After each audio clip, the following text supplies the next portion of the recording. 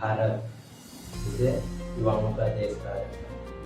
आप सभी जानते हैं कि भारत में 65% आबादी युवा की है, लेकिन देश के सामने यह बहुत बड़ी समस्या है कि भारत में युवाओं को योग्यता अनुसार, उनके पसंद के अनुसार सरकारी नौकरियाँ मिल पा रही है।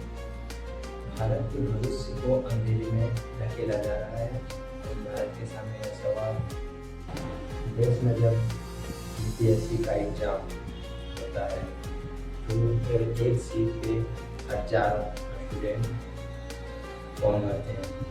उनमें से किसी एक को ही मिलना होता है, लेकिन 1000 लोग फॉर्म भरते हैं इस आस में ताकि उन्हें नौकरी मिल जाए, लेकिन ऐसा नहीं होता है क्योंकि गवर्नमेंट की वैकेंसियाँ बहुत कम है। एसएससी और रेलवे का एग्जाम ये महीनों साल तक अटका रहता है।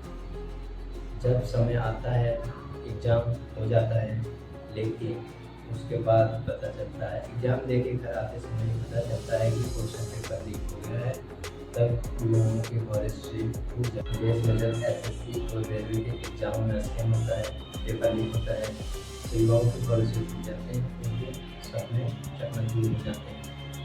CMIE की रिपोर्ट के अनुसार देश में 8% आबादी भी बेरोजगार है।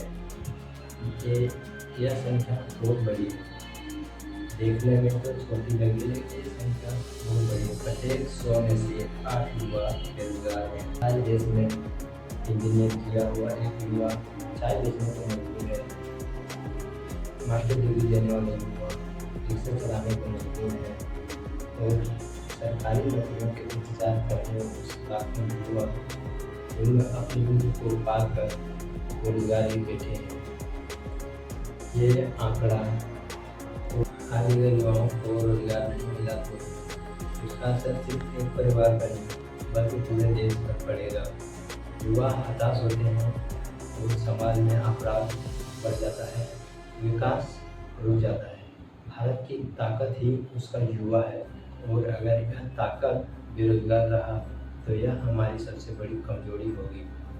अब सवाल यह है कि भारत युवाओं को उनका हक दे पाएगा या फिर देश बेरोजगारी के आग में जलता हुआ दिखेगा।